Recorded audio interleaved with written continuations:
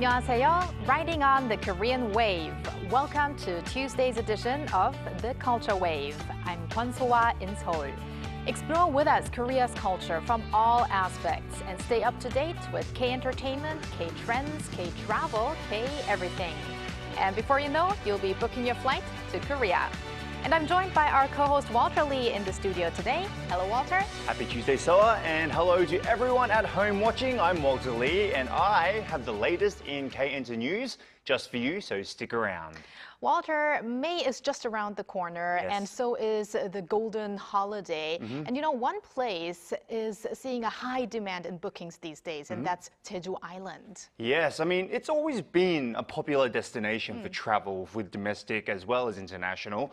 But ever since the release of the Netflix series When Life Gives You Tangerines, I heard it's actually boosted up the traveling there as well. It has, and you know, there's even an expansion of direct flights between Taiwan and Korea or Jeju Island, I heard recently, and that also on the back of the rising popularity of When Life Gives You Tangerines, and that happened for the first time in 5 years that they extended this route. So that's how big the popularity is these days, and it's not only for international travelers, but also domestic travelers. Yeah, well, I can't wait because we will be talking about it later on in the program, won't we? Exactly. We're going to talk about Jeju culture. Yes. And before that, however, Walter, it's your time to shine. Yes. We're going to start off with K-entertainment news. Excellent. And our first story is about something we talked about last week, the K-animation movie, The King of Kings. Yes. But what's the news?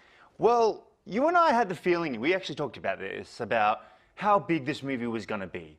But I couldn't have just imagined how big it was going to actually be. Now, the Korean-produced animated film, The King of Kings, has actually overtaken director Bong Joon-ho's Oscar-winning movie, Parasite, to become the highest-grossing Korean-produced film in the United States. That's just now. So just in terms of numbers, according to production company Mofact Studio on Monday, The King of Kings reached a cumulative revenue of $54.50 million US dollars, which is approximately 79 billion Korean won.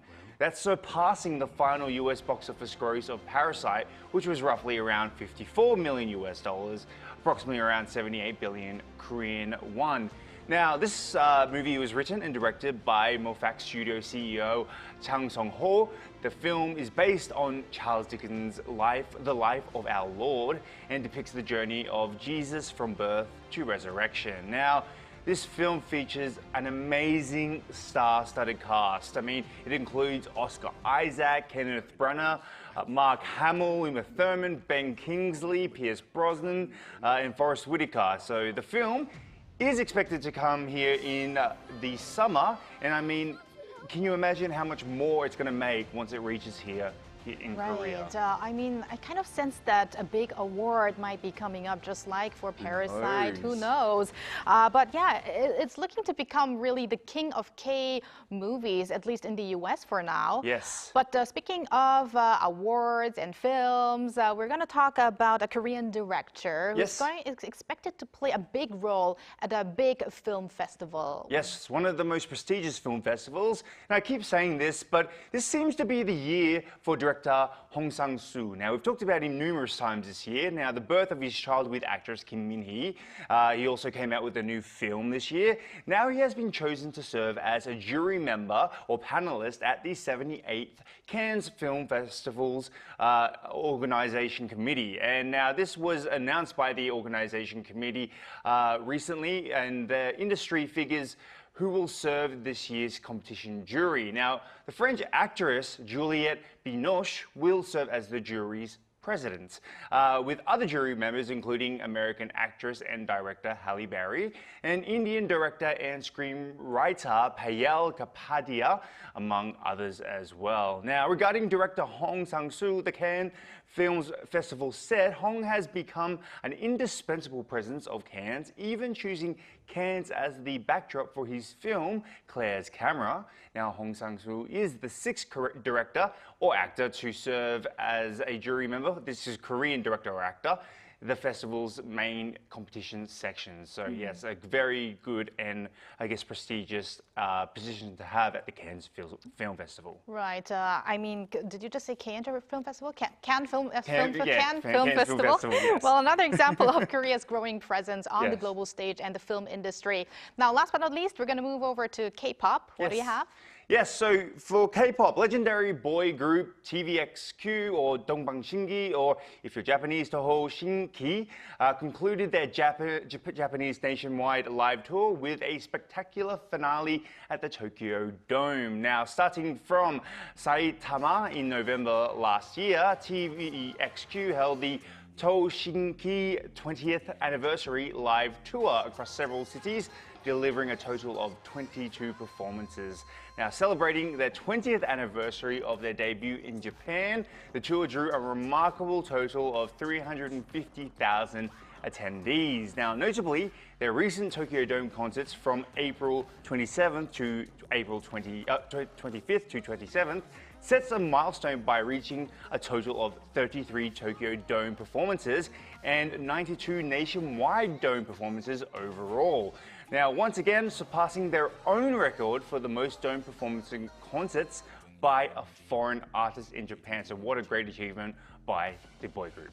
And looks like they're going to be busy because Dongbang or TVXQ is going to fly to Mexico City and LA next month to take part in the SM Town concert. SM Entertainment, of course, being their agency. Yes. So looking forward to that as well. And thank you very much for those K-Enter News updates, Walter. No worries.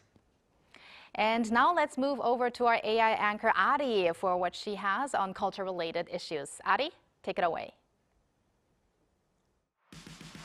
Hello and welcome to your AI guide to the latest cultural updates from Korea. Here's our top story. Korean ballerino Chun Min-cheol has claimed the top prize at the 2025 Youth America Grand Prix, which concluded on Sunday. The competition's highest honor, the Grand Prix, is awarded to the dancer who demonstrates outstanding artistry and technical excellence across all age groups and categories. Chun became the 5th Korean dancer to clinch the prestigious title. Currently majoring in dance at Korea National University of Arts, Chun is poised to take the next step in his career by joining the Mariinsky Ballet in Russia. The Chunyang Festival, Korea's oldest traditional festival honoring the iconic love story of Chunyang from the Joseon Dynasty, will kick off Wednesday in Namwon Jeollabuk-do Province, now in its 95th year. This year's festival will be held under the theme The Sound of Chunyang, Opens the World, presenting over 100 performances and hands-on programs. A wide array of events are in store blending traditional and contemporary, and Eastern and Western sounds in creative harmony. Adding an international flair, folk performance teams from diverse countries will take part in a special global stage program. Visitors can also enjoy a variety of immersive experiences, such as essay and drawing competitions, along with plentiful offerings of delicious and affordable local cuisine. The festival continues through May 6. The 4th Jeonju International Picture Book Fair will take place from May 29 to June 1st at the Factory of Contemporary Arts in Palbok and Jeonju Ansan Library. Under the tagline Picture Books, A Magical Space, the festival will showcase original illustrations by domestic and international authors and offer a rich array of programs, including picture book conferences, lectures, and a book market. Among the highlights are a lecture by Swedish author and illustrator Sarah Lundberg on May 31st and a dance drawing workshop with Belgian author Kitty Krather on June 1st. For more information, visit the festival's official website at jipf.jeonju.go.kr. That's all from me. Stay tuned to the Culture Wave.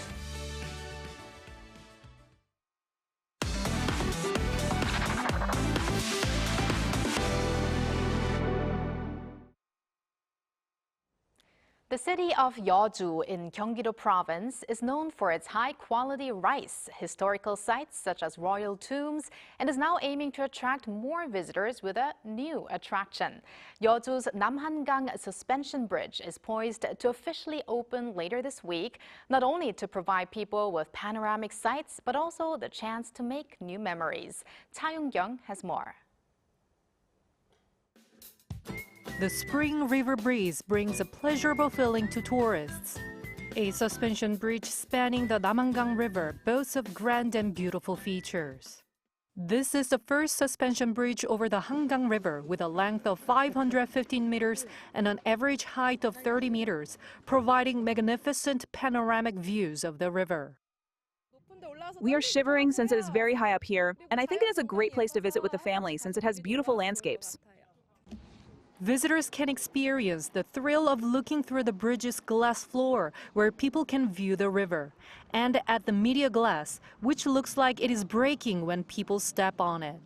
There's a special zone at the center of the bridge where a person can propose to their loved one. People can also find an elevator for transportation of the disabled and elderly. It is great for both adults and children to walk around here on the suspension bridge since it is not steep. It's fun and has wonderful views. Around the suspension bridge, tourists can explore the 1,000-year-old Shilliksa Temple and Kumumore camping, adding more things to see and enjoy. We declare the year of 2025 as the first Visit Jeju year with the completion of the suspension bridge. We are planning to make Jeju a brand new city by attracting more than 6 million tourists. Based on the opening of the Jeju Ceramic Festival, the suspension bridge will officially open on the first day of next month after final safety inspections are carried out by the end of April. Cha Yoon-kyung, Arirang News.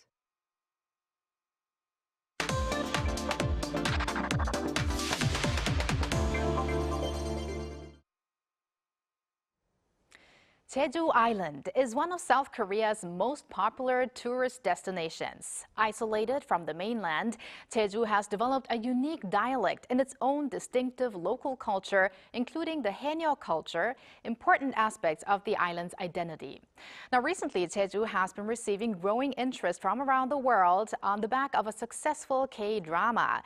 Today, we want to learn more about Jeju Island's culture with David Tizard, Professor of Korean Studies at Seoul Women's University and Hanyang University, who is now connected with us. Hello, Professor Tizard. Hello, Professor. Good afternoon. Great to see you both. Great to see you. Now, Professor Tizard, Korea's recent Netflix series When Life Gives You Tangerines, or pokssak 속았수다 in Korean, was not only a hit here in Korea, but in many other countries. Now, one of the reasons for its success has probably got to do with the setting, Jeju Island, although not all scenes were filmed there. But first off, what comes to mind when you think of Jeju?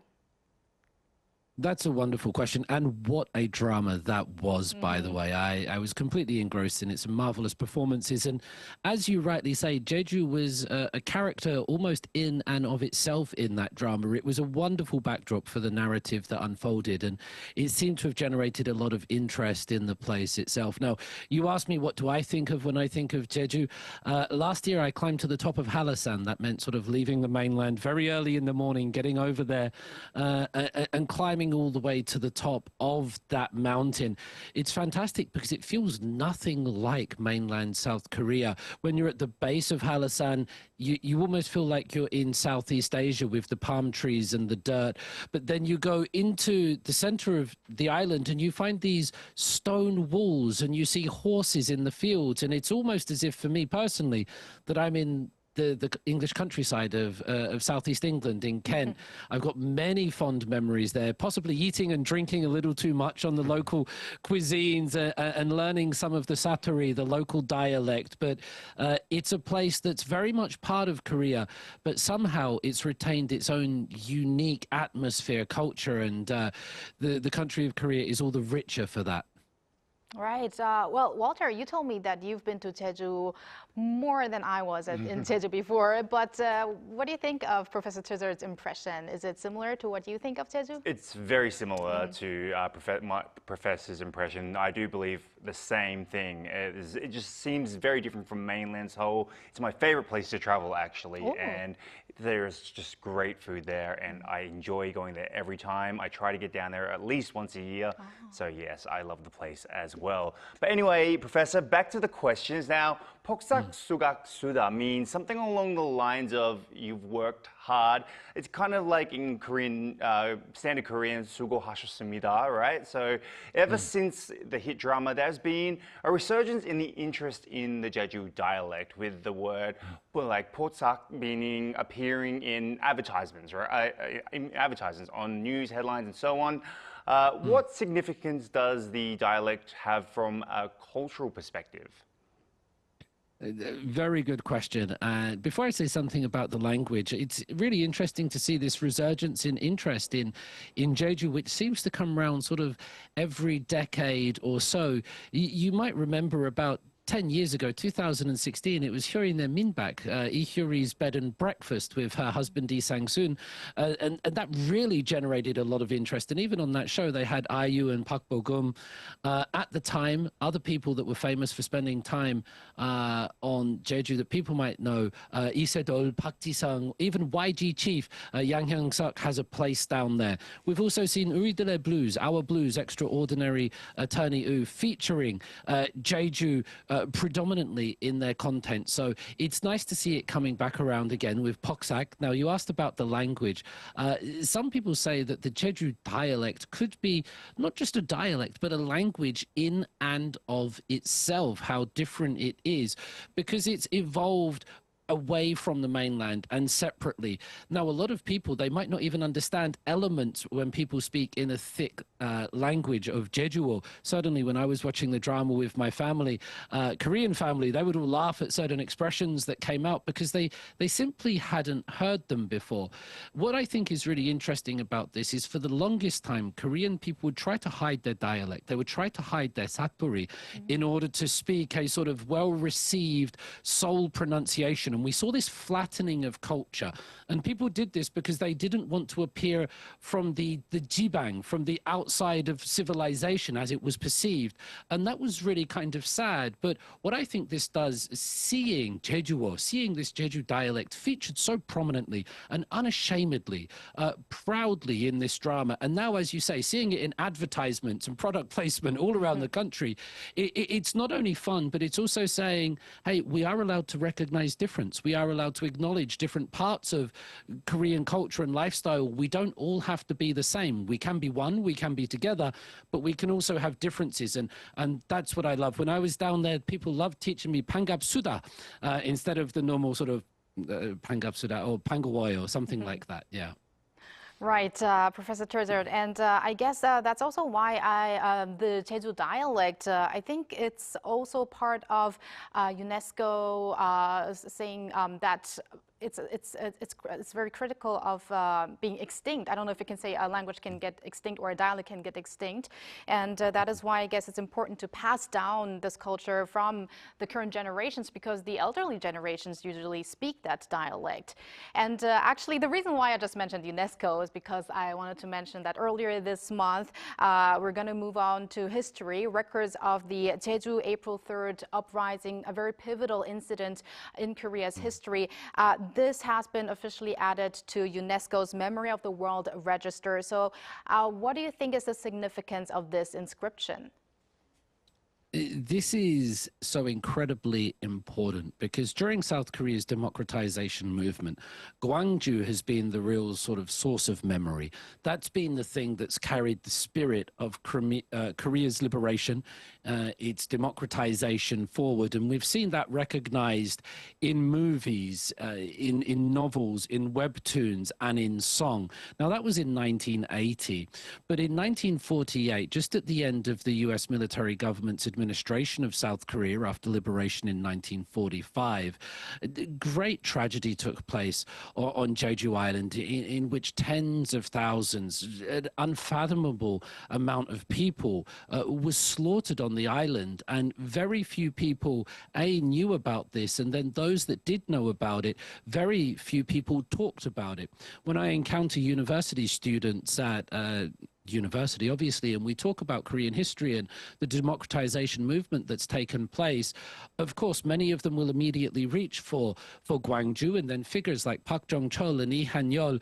But when Jeju Sasam comes up, they sort of become a little bit sheepish because for no fault of their own, they haven't been taught about it. They haven't seen it in the media. They haven't even had sort of movies or dramas which they can learn to interact with this story from. So that UNESCO has done this, the Memory of the World Register, I think is very important, because it's something that South Korea has taken nearly 70 years to come to terms with itself. That includes on Jeju Island and the mainland.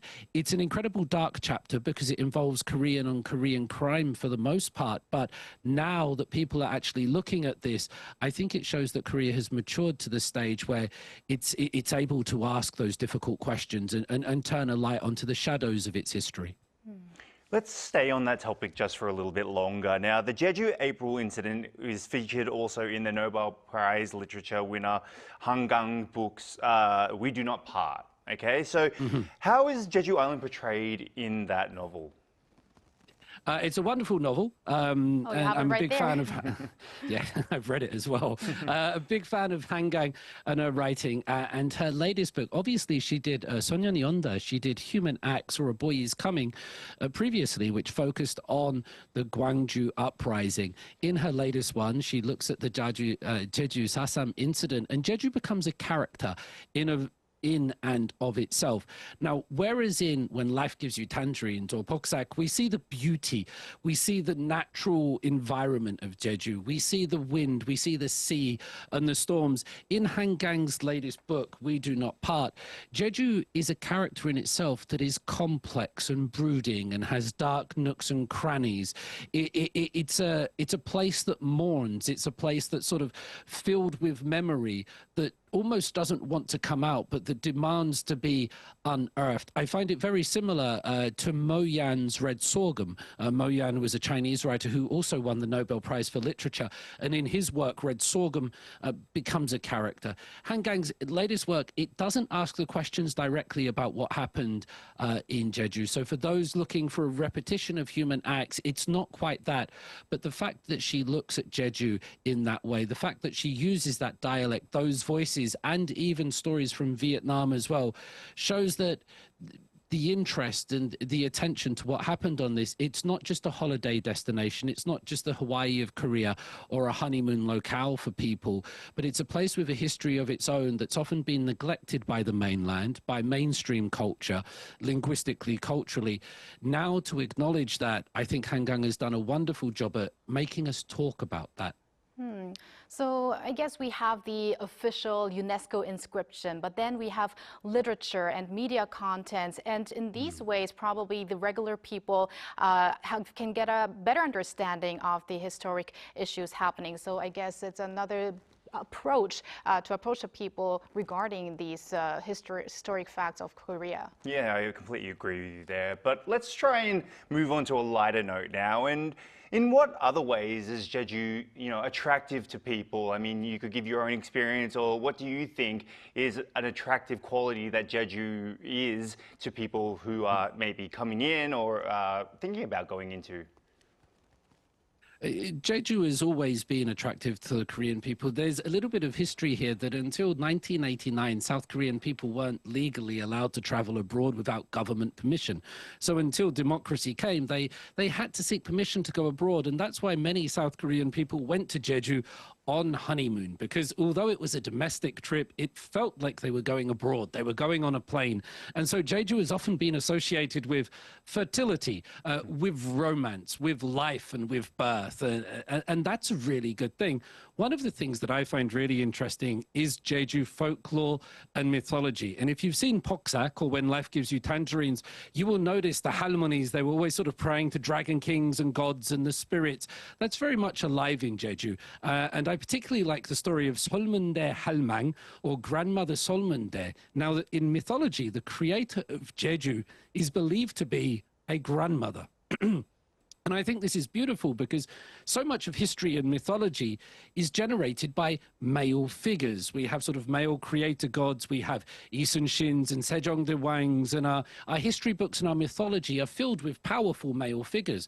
But the creator of Jeju is believed to be a grandmother that had 500 sons and brought life and dirt in her hanbok. And I think, why do we forget these stories? Why do we forget these powerful images of the past? And if you've seen scene when life gives you tangerines, you will see that on that island, that the women are probably more powerful than the men, and rightly so. So I think Jeju has many attractive qualities, and we don't just need to look at the present or the future. We can also see in Jeju's past that there might be lessons for modern society still to lean on and to learn from in some way. And last but not least, Professor Tizard, would there be any cultural aspects of Jeju that you would like to see more widely recognized? All of it, I think. I mean, it's brilliant that we do focus on the haenyeo, the diving people, the halabongs and the tangerines and the fruits. You get all the chocolate, the candies and the jellies and the things like that. But when I spoke about Jejuo and the dialect, I think it's more about recognizing Jeju not as the other, not as an exotic location, not as different from the mainland, which it is, of course, but recognizing it in its own terms, not trying to adapt it to South Korean mainland culture and seeing it through that lens, but seeing it through the lens itself. And I think, you know, we live in a more sensitive and empathetic world these days. And by having these dramas, by having these novels, we're allowing the people of Jeju almost to tell their own stories and to let their own culture, language, food, the black pork, the smell of the sea, the horses in the field, the stone walls and everything else. The more Jeju we have in our lives, I think we could all probably agree, the better. Well, I wish we could go on and talk about Jeju. It was very interesting today with you, Professor Tizard. And I want to end with saying this. 폭삭 속았수다. 감사합니다. 감사합니다. Thank you very much. Thank you, Professor. And thank you, Walter, as always. And we're going to see you back here very soon. See you very soon. Thank you for spending the past half an hour with us on the Culture Wave. Please join us again tomorrow on Wednesday at 2 p.m. Korea time and maybe one day here in Korea.